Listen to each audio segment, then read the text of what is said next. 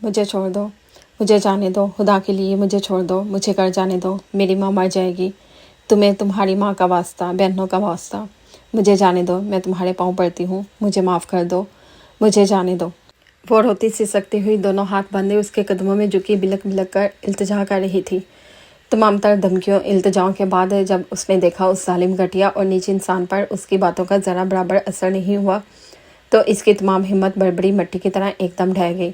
अपनी इज्जत, अपनी नामोस को बचाने के लिए वो जान तक दे सकती थी। इसने रहाई के लिए हर तरह की कोशिशें कर डाली थी, उसे धमकियां दी, वो पैसों का लालच दिया, मगर उसे उसकी इन धमकियों की कतन परवाह ना थी। रुपये पैसे का क्या सवाल था, उसे तावान के लिए नहीं उठाया गया था।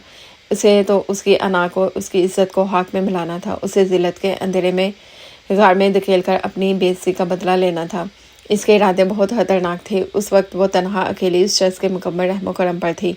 हा हा हा हा, आगा शहराम अली ने फतेहमंदी के नशे से सरशार बुलंद कहका लगाया और कदमों में झुकी रोती बिलकती इल्तिजाएं करती उस लड़की को नहायत तन से देखा जो कल तक खुद उसे अपने कदमों तले रौंदने की बात तफाहर से गर्दन अकड़ कर करती थी। आसिया पिशावरी चप्पलों पर दोनों हाथ धरे बैठी थी। खुदा के लिए मुझे छोड़ दो, मुझे घर जाने दो की गर्दान कर रही थी। आगा शहराम ने नफरत से दोनों पाँव उसके हाथ तले से खींच लिए। मत दो खुदा के वास्ते मुझे, माँ बहनों के वास्ते, अगर तुम्हें छोड़ना होता तो लाता ही क्यों। गुस्से से फनकारते हुए इसने सनसनीखेज लहजे में कहकर उसे घुरा तो वो पूरी जान से लड़स गई। नहीं नहीं, मेरे करीब मत आना। इसे अपनी तरफ बढ़ता देखकर वो खौफ से चीख पड़ी और जमीन पर ही घसीटते हुए कुछ दूर हो गई। हालांकि इस कच्चे कोठरे में वो इसकी पहुंच इसकी दस्तरस से दूर नहीं थी।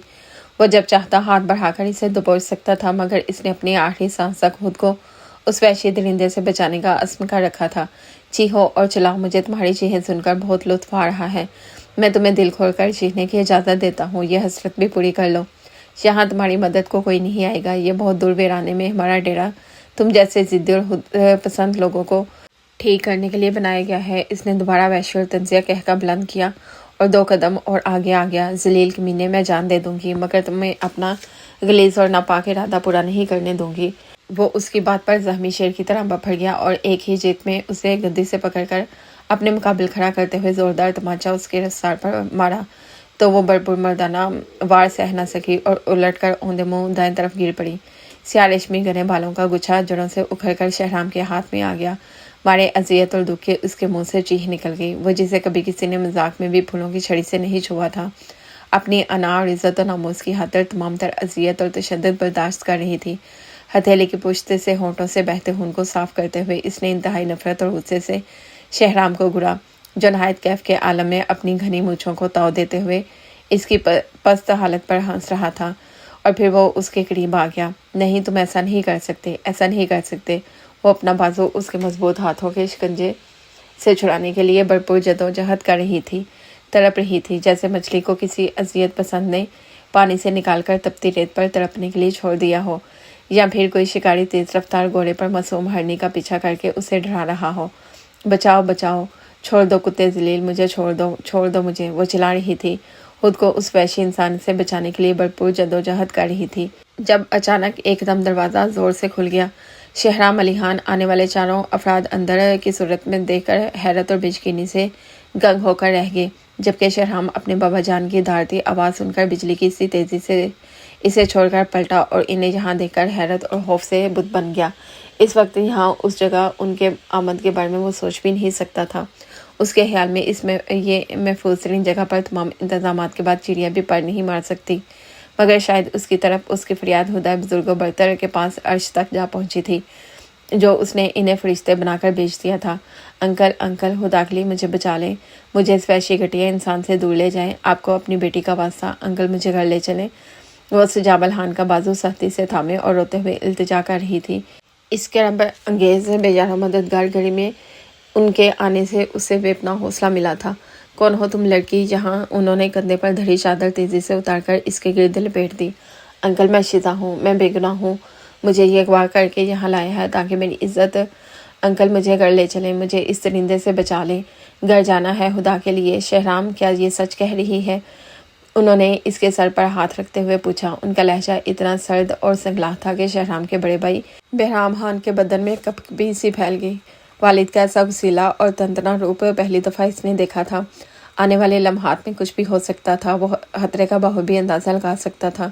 उसका छोटा भाई लाडला भाई इस वक्त ज़िंदगी और मौत के पुलसरात पर खड़ा था।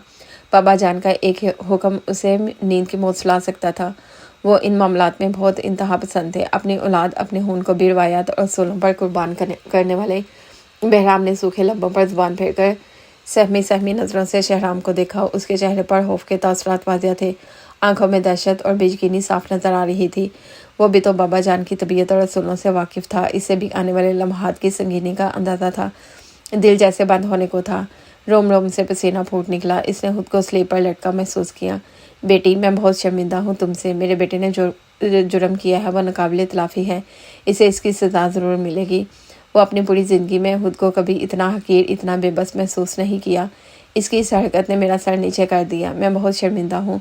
बेटी, मुझे माफ़ कर देना। इनका अंदाज़, इनका लहजा इतना शिकस्त होता, इतना घबराया हुआ था कि इस आकबर सूरत हाल के बावजूद उसे उस बुरे शख्स पर बहुत रहम आया। शहराम खान भी अपनी जगह तड़प कर रह गया। कबीले का सबसे बहादुर और ताकतवर सरदार इतना शर्मिंदा था। इसकी वजह से उसका जी चाहा ज़मीन फटे और वो इसमें समा जाए। बाबा जान का ऊंचा शिमला इनके हाथों में लड़स रहा था। नंगे सर वो खड़े कितने कमज़ोर, कितने बेबस नज़र आ रहे थे।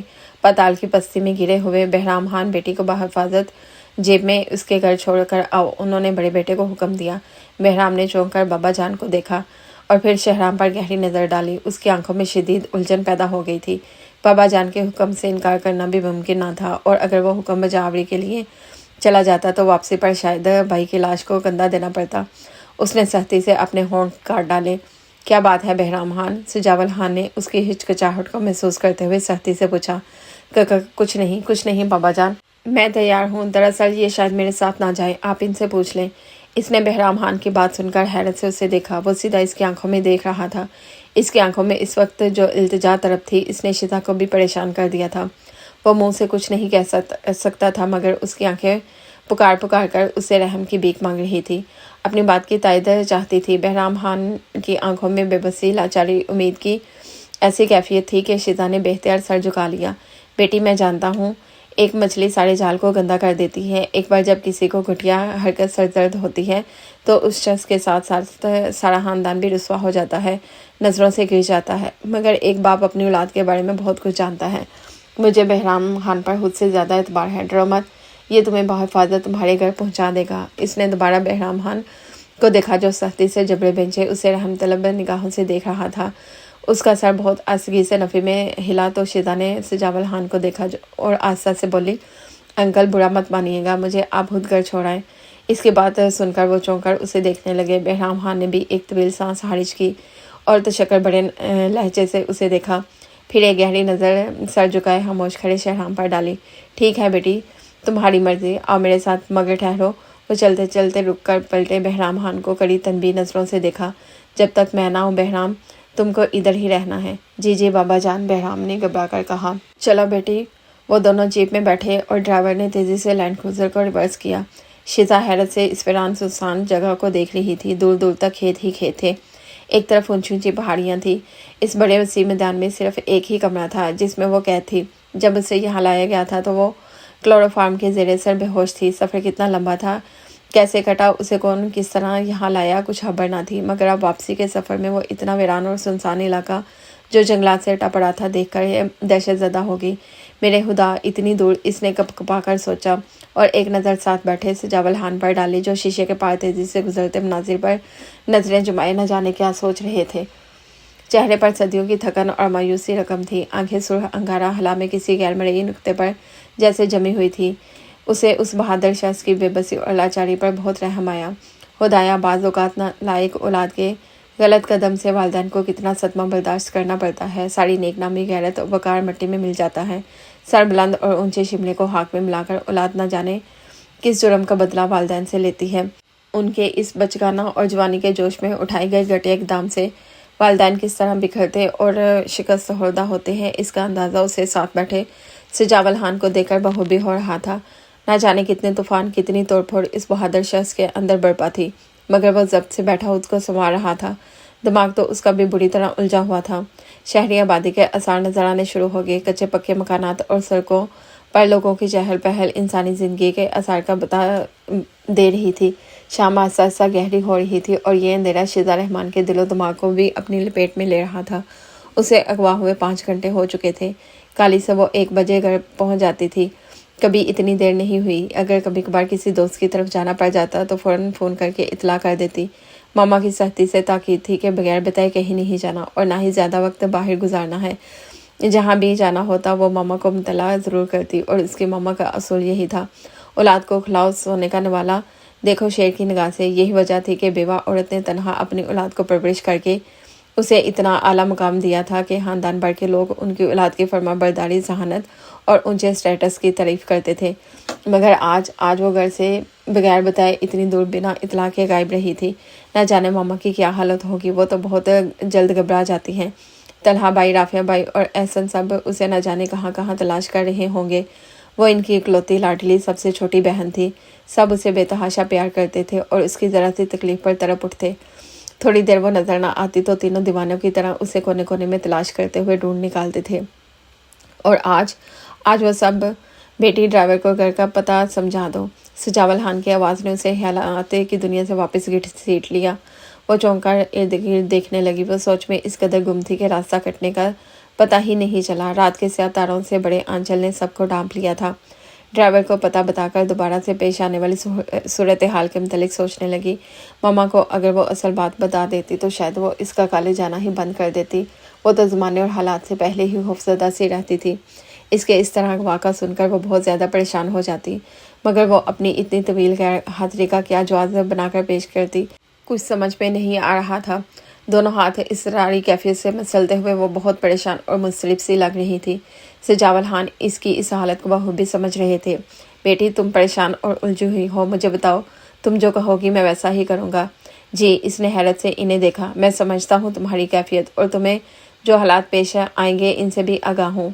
अगरचे इस गलती की तलाफ़ी तो नहीं कर सकता मगर तुम्हारा बोझ ज़रूर बटा सकता हूँ। शुक्रिया, आपको कुछ कहने की ज़रूरत नहीं, बस आप खामोश रहें। उसने अपने घर के खुले गेट की जानिब देखते हुए कहा। मामा और राफिया गेट पर ही खड़े थे।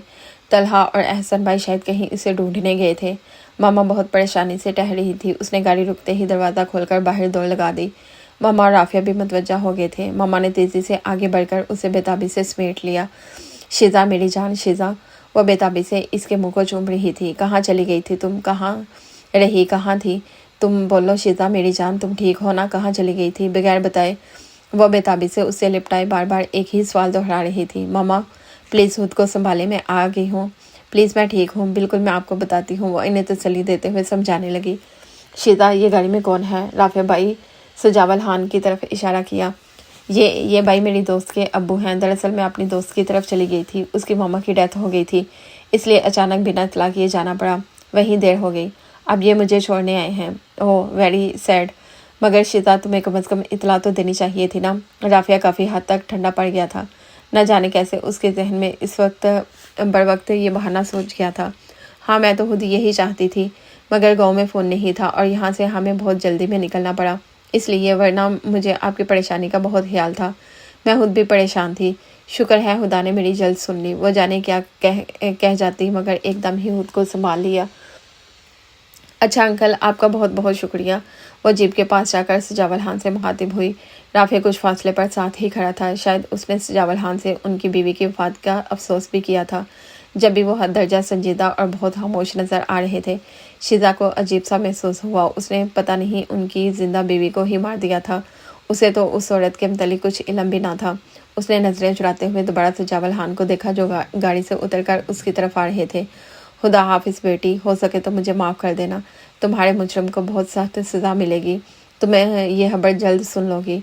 उन्होंने आखिरी बात बहुत मदम और धीमे लहजे में इसके करीब आकर सर पर हाथ फेरते हुए कही और दोबारा जीप में जाकर बैठ गए। ड्राइवर ने मुस्तैदी से स्टार्ट की और सजावल खान चंद लम्हों में उसकी नज़रों से दूर हो गए। चलो शिजा, अंदर चलें। तलहा और हसन भाई तुम्हें ढूंढने निकले हैं। ना जाने कहाँ कहाँ हुआर हो रहे होंगे। इन 5-6 घंटों में तो मेरी दुनिया ही अंधेर हो गई थी। हर जगह फ़ोन करके पूछ लिया। कॉलेज भी 2 दफ़ा गई मगर तुम अब आई हो। ओह खुदा शिजा, ये तुमने मुझसे कैसा बदला लिया? अपनी माँ को जीते जी मार डाला। मामा दोनों हाथों में चेहरा छुपाए रोने लगी तो उसे शदीद परेशानी ने घेर लिया। राफिया भी फिक्रमंदी से मामा को बहलाने लगा। मामा प्लीज़, कूल डाउन, सब ठीक हो गया है। शीजा ने आपको सब बता दिया है, इसका भी कोई कसूर नहीं। ऐसे मामलात में इस तरह की बदहवासी हो ही जाती है। प्लीज़ मामा इसे माफ़ कर दें। देखें मामला भी तो डेथ का था ना। प्लीज़। शीजा को बुरी तरह रोते देखकर वो भी बहुत परेशान हो गया। अकेला वो दो रोती हुई खवातीन को कैसे चुप करवाता। वो तो शुक्र था तलहा और एहसन आगे। अंदर का मंजर देखकर दोनों ही ठटक गए। तलहा तेजी से उसकी तरफ बढ़ा।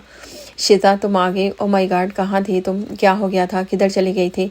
वो इसे झुंझोड़ते हुए मुसलसल इस्तफसार कर रहा था। राफिया ने जल्दी से आगे बढ़कर शीजा को इसके मजबूत शिकंजे से चुराया और इसका हाथ थाम कर उसे सोफे पर बिठा दिया और खुद तलहा को आस्ता आस्ता सारी सूरत हाल बताने लगा। तलहा सब भाइयों में बहुत जोशीला और गुस्सीला था। अगरचे वो सबसे ज़्यादा शीजा को चाहता था, मगर इसके बावजूद उसकी गलती पर सबसे ज़्यादा नाराज़ भी वही होता था। इस वक्त भी वो दोनों हाथों में बालों को सख्ती से जकड़े सर झुकाए खामोशी से बैठा था। सूरत हाल बहुत अजीब सी हो रही थी। सब खामोश थे। फिजा में शीजा की सिसकियाँ उभर रही थी। ओह भाई, क्या हो गया? आप सबको यूं मातमी अंदाज में क्यों बैठे हो? शीजा बिल्कुल ठीक है, हरियत से वापस आ गई है। प्लीज़ खुशी के इस मौका पर मातमज़दा ना हो। चलें खाना खा लें, सख्त भूख लगी है। दोपहर को भी नहीं खाया था कुछ भी। भूख और थकावट से बुरा हाल है। राफिया मिजाजन ठंडा और ज़हीन था। सिचुएशन को संभालने में तो इसे अबूर हासिल था। हुआ कैसे भी खराब सूरत हाल हो, अपनी होश मिजाजी से बदल कर रख देता था। उसकी बात पर मामा ने भी अपने आंसू साफ कर लिए। उठकर किचन की तरफ चल दी। एहसन भी उनके साथ ही चला गया उनकी मदद के लिए। शीजा अब तक आंखें साफ कर रही थी। तलहा ने एक गहरी नज़र उस पर डाली। वो भी कुछ शर्मिंदगी सी महसूस कर रहा था। आराम से पूछने की बजाय उसने गुस्से से उसे झंझोड़ डाला था। कम अज़ कम उसकी बात तो सुन लेता। राफिया खामोशी से उनके तासरात को नोट कर रहा था। जानता था तलहा भाई ज़्यादा देर शीजा से नाराज़ नहीं रह सकता और हस्बे तवक्को उन्होंने जल्दी उसे पुकार लिया। चंदा, चंदा इधर मेरे पास आओ। वो प्यार में शीजा को चंदा कहते थे। शीजा ने शाकी नज़रों से उसे देखा, फिर खामोशी से कुछ बोले बिना आसकी से करीब आकर बैठ गई। तलहा ने प्यार से अपना बाजू उसके शानों के गिर्द फैला दिया तो वो उसके कंधे पर सर रख कर फूट फूट कर रो दी। मुझे माफ़ कर दे भाई, मेरा कोई कसूर नहीं। मैंने कुछ नहीं किया। वो रोते हुए इससे कह रही थी। तलहा ने प्यार से उसके बालों को चूम लिया। सॉरी चंदा, आई एम सॉरी, प्लीज़ अब रो नहीं, मुझे दुख होता है। तुम नहीं जानती तुम्हारे बिन ये वक्त कैसे कटा। इन लम्हों ने हमें कैसी अजियत के समंदर में धकेल दिया था। तुम्हारी तकलीफ़ दुख हमसे बर्दाश्त नहीं होता। मुझे तुम्हारी अदम मौजूदगी और तकलीफ़ का एहसास अंदर तक काट रहा था, इसलिए जब्त ना कर सका। अब चुप करो चंदा प्लीज़। तलहा ने प्यार से समझाया और शिद्दत से रो पड़ी। ओ शीजा डियर, प्लीज़ चुप करो वरना मैं भी रोने लगूंगा। राफे ने मज़हका हैज़रोनी सूरत बनाकर कहा तो वो होले से हंसी। चलो बच्चों जल्दी से आ जाओ। मामा हाट पाट उठाए किचन से शोर मचाती आ गई। वो भी उठे खड़े हुए पल भर में सबके मुंह ठीक हो गए और सब हंसी खुशी खाना खाने लगे। राफे की बातों ने माहौल में किसी को हादसा काम कर दिया था। खाने के दौरान भी बातें पड़ जाती तो न जाने बात का कितना किस तरह बन जाता। कुछ ना होते हुए भी वो सारी उम्र के लिए मिलने जुलने वालों का शुक्र था पता करवाया था, वरना अगर कुछ देर हो जाती तो शायद उनका हार्ट फेल हो जाता। खुदा ना करे मामा, प्लीज़ ऐसी बातें ना करें, आप तो हमारा वाहिद सहारा है। एहसन उनकी बात सुनकर तड़प उठा। ओहो भाई, फिर वही दुखी बातें। यार तुम टॉपिक चेंज क्यों नहीं कर लेते? मामा आप प्लीज़ आराम करें, आप बहुत बेचैन और बहुत डिस्टर्ब होती रही हैं। आप आराम करें और शीजा को भी आराम करने दें। इसने बहुत टेंस होकर वक्त गुजारा है। वैसे घर में तो वैसे भी बहुत दर्दनाक सिचुएशन होती है। राफे ने उसकी सूजी सूजी आंखों को देखकर कहा। शीजा जाने क्यों नजरें चुरा गई। दिल में चोर जो था। हाँ बिल्कुल, राफे ठीक कह रहा है, आप सब आराम करें, बहुत थकन महसूस हो रही है। तलहा ने उसकी तायद की तो वो सब टेबल पर ही एक दूसरे को शब्बा बहर कहकर अपने अपने बेडरूम में घुस गए। मामा बर्तन समेट रही थी, वो भी उनके हाथ बटाने लगी।